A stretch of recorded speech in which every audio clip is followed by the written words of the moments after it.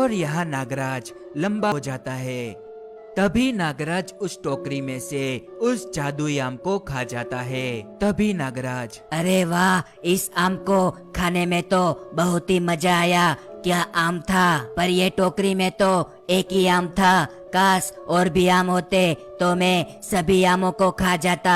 अब चलो मैं गांव का चक्कर लगा कर आता हूँ और इस टोकरी को भी अपने साथ ले जाता हूँ और इसे किसी जरूरतमंद को दे देता हूँ। ऐसा कह के नागराज उस टोकरी को लेके चला जाता है। फिर कुछ समय के बाद दो शैतान वहाँ आते हैं। तभी शैतान, अरे वो जादुई आम की टोकरी कहाँ गई? कहाँ छोड़ा था तुमने उसे? सच सच बताओ, वरना असली शैतान तुम्हें और मुझे छोड़ेंगे नहीं।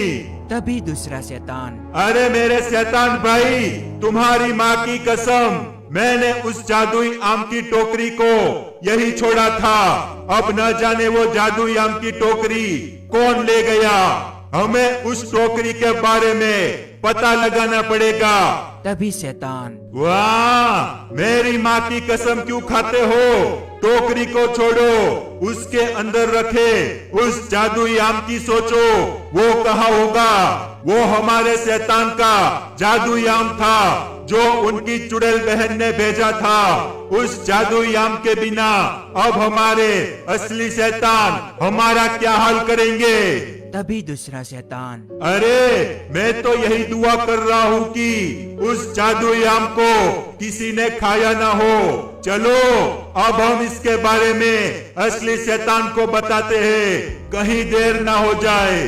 तभी वह दोनों शैतान असली शैतान के पास आ जाते हैं। तभी काम वाला शैतान, हमें माफ कर दीजिए असली शैतान, हम आपके उस जादुई आम वाली टोकरी को ठीक से नहीं ला पाए। हमसे वो जादुई आम कहीं गुम हो गया है। शैतान हमें माफ कर दीजिए। तभी असली शैतान, क्या माफ कर दूं? अरे लापरवाह शैतानों, ये क्या कर दिया तुम दोनों ने? अरे वो कोई ऐसा वैसा जादुई आम नहीं था। उस जादुई आम को खाने के बाद हम कुछ भी बन सकते थे। मैं उस जादुई आम को खाने के बाद सबसे ताकतवर बनना चाहता था और तुम दोनों ने मेरे सपने को तोड़ दिया। नहीं, लेके आओ उसे। तभी काम वाला शैतान, पर शैतान, अगर वो जादुई आम किसी ने खा लिया तो हम क्या करें? इस चीज का कोई रास्ता है? तभी असली शैतान, तो फिर हमें उस जीव को जिसने उस जादुई आम को खाया है उसे हराना होगा। उसे हराने के बाद उसे जमीन में बोना होगा और फिर उस जगह एक और नया जादुई आम आएगा।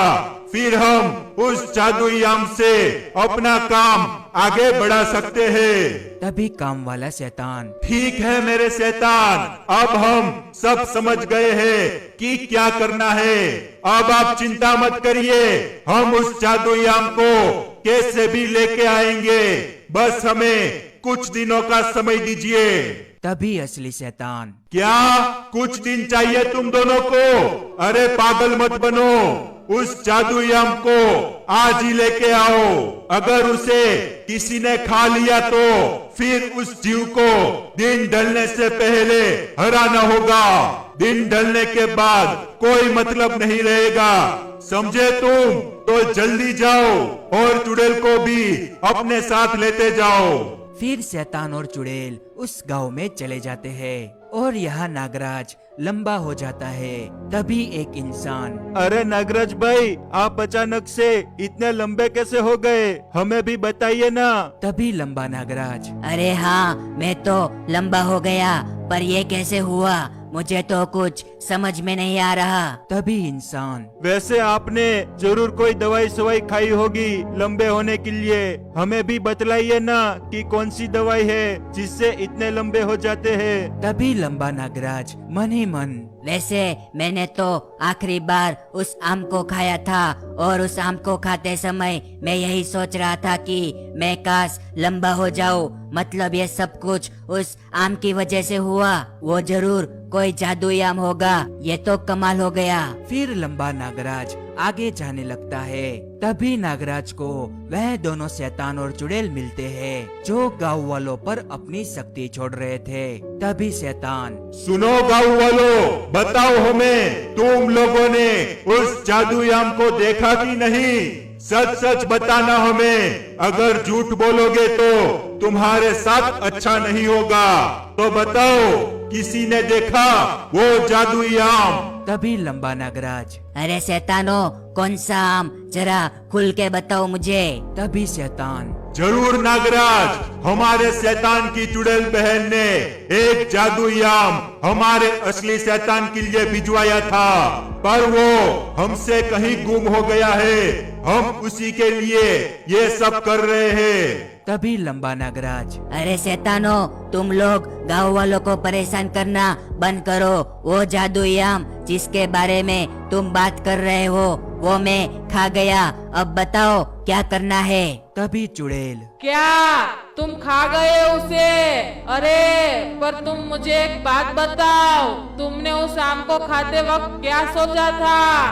तभी लंबा नागराज, यही कि मैं लंबा हो जाऊं, और देखो मैं कितना लंबा हो गया। क्या ये सब कुछ उस जादुई आम की वजह से हुआ है? तभी शैतान, हाँ बिल्कुल, ये सब कुछ उस जादुई आम की वजह से हुआ है, इसलिए तुम लंबे हो गए हो। अब हमें तुम्हें अपने असली शैतान के पास ले जाना होगा दिन ढलने के पहले, वरना गड़बड़ हो जाएगी। तभी चुड़ैल, चलो नागराज, हमारे असली शैतान के पास, अब वो तुम्हें छोड़ेंगे नहीं। तभी लंबा नागराज, क्या तुम मुझे हराना चाहते हो? रुको, मैं अभी तुम दोनों को सबक सिखाता हूँ। तभी शैतान, अरे नागराज, हम नहीं, हमारे असली शैतान तुम्हें हराना चाहते हैं, तो चलो हमारे साथ हमारे असली शैतान से लड़ने के लिए। तभी शैतान, चुड़ैल और नागराज उस असली शैतान के पास आ जाते हैं। तभी काम वाला शैतान, सुनिए असली शैतान, उस जादुई आम को ये नागराज खा गया है और उसे खाने के बाद लंबा हो गया है। अब आप ही इसका इलाज करिए। तभी असली शैतान, क्या तुमने मेरे उस जादुई आम को खा लिया? तुम्हारी इतनी हिम्मत कैसे हुई? क्या तुम्हारे पास इतना भी दिमाग नहीं है कि दूसरों की चीजों को पूछे बिना नहीं खाना चाहिए? अब तुम्हें इसकी सजा मिलेगी, तो तैयार हो जाओ। तभी लंबा नागराज, अरे शैतान, मैंने उस जादुई आम को जानबूझकर नहीं खाया था। मुझे भूख लगी थी इसलिए खाया था।